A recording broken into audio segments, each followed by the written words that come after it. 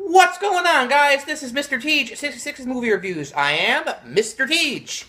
Today's movie is one of my favorite movies of all time. In fact, I would say probably the Star Wars trilogy is my favorite movie of all time because I basically see that as one film.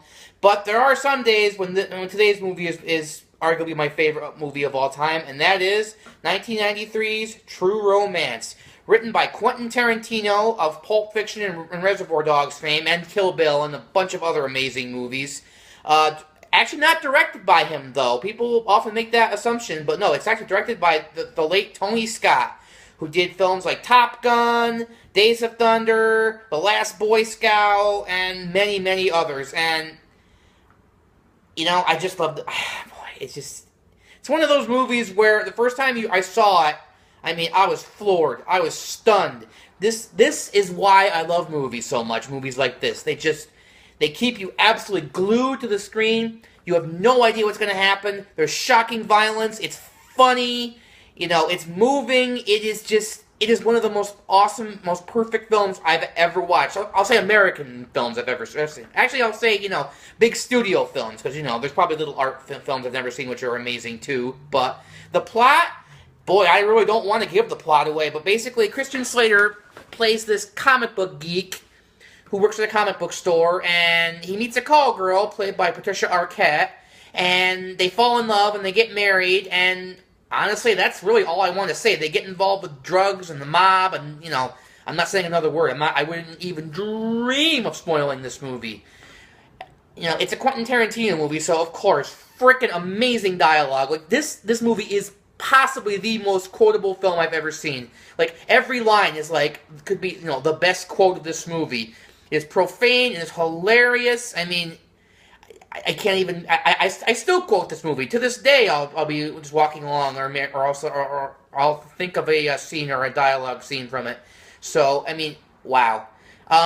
The casting is just this. This also has to be seriously one of the best casts I've ever seen in my entire life. You have Christian Slater and Patricia Arquette as the leads, and they are fantastic. They are so likable, and you really do root for them. And the romantic scenes are pretty good. I'm kind of a romantic myself. I like that kind of stuff. But it's done well because it's just so quirky and weird, and their courtship is just so damn weird because they're just two very weird people. So that is just fantastic. You have Gary Oldman playing a pimp, playing a white guy who thinks he's black, and I know what you're thinking. You're probably like, how could that work? It's one of the greatest villains of all time. I don't even know where to start. Just the whole cast. You have James Gandolfini in a very early role, playing a mob enforcer, who's, that's kind of stereotypical, but he's fantastic at it. Samuel L. Jackson has a tiny little, basically cameo part. Who else? Oh, Christopher Walken is in it. Dennis Hopper plays Christian Slater's father. Walken is another mobster, an enforcer, I guess, or no, a lieutenant, something like that. Brad Pitt as a stoner. Oh my god. Seriously, Brad Pitt it's worth watching this movie just to see Brad Pitt. One of the greatest stoners of all time. Gut-bustingly funny. I'm trying to think who else is in this movie. Michael Rappaport, who some people like him, some people don't. I think in this movie he's very good. He's well cast for the kind of character he plays, which is an actor who's Christian Slater's best friend.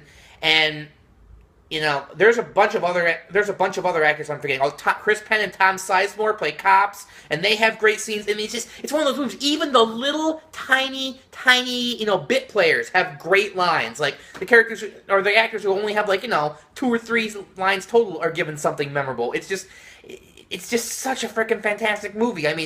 The violence is incredibly graphic. People get shot in creative, nasty ways. It is not for the faint of heart, people. It is brutally violent, but I love every minute of it. It's a sort of pulpy, gangster action film. And some of the action scenes feel a little bit like John Woo-ish, but, not quite to that level of amazingness. But still, Tony Scott was such an underrated director. He didn't always make great movies, but, when he got the right script and all the stars were in place, he was an absolutely fantastic director. I cannot implore you enough. Watch this movie. The dialogue will have you in hysterics, and yet it's very much a Quentin Tarantino film, obviously not directed by him. There's a big long story behind that, but basically, He wrote the film to pretty much be his directorial debut, but in the meantime, he got Reservoir Dogs going, and he made that first, because Reservoir Dogs came out first in 92, this movie came out in 93, and then Pulp Fiction came out in 94, the next year. Actually, he was in pre-production on Pulp Fiction when this movie was released, and he took his cast to the party, which is... That's kind of cool, and, I know all these little details, because I watched, the DVD, commentaries backwards and forwards, so, yeah, dude, I can't even begin to tell you how much I love this movie. And I love the fact that he works at a comic book store, because, again, you have to remember, this is 1993. Comic book stores were not cool. Comic books were not cool in general. If you worked at a comic book store, you were a big frickin' loser. So that's pretty cool that the movie has aged well in that respect. So, I could honestly rave and rant about this movie for hours. Flaws? Boy, I can't really... I know it sounds ridiculous, but I really can't think of anything wrong with this movie. I really watched... And I watched it again just recently, yesterday, because I hadn't seen it in a while, and there's almost nothing... I can really pick anything, really. I guess the only minor thing I can come up with is... There's a plot... I don't want to spoil it, but there's... A character never finds out about another character's fate. Let's just leave it at that. And you're like... Boy, well, didn't he find out? No, he didn't? Oh, okay. But, fantastic movie. The scene with Christopher Walken and Dennis Hopper is absolutely worth watching this movie. Some of the best dialogue and acting you will ever see. It is, some of it, there is a line which, a part of it, I should say a part of it, which is, could be considered very offensive, to certain ethnicities, I'll just say that. But, and I understand that, but man, it just, it still to this day cracks me up. But for rating-wise, I'm going to give this movie, I'll give it a 9.9, just to not say it's, I guess that minor plot point is never really resolved, so that's the one thing I'll take off for this movie. But, I cannot recommend this movie enough. Seriously, you need to watch it. Now, if you have, I'm not sure if it's streaming right now on Netflix, but rent it, buy it. I swear to God, if you don't think this movie is freaking awesome, you're just wrong. That's all I can say. But anyway, that's it for this week's Mr. T 66 Movie Reviews, and I will see you next time.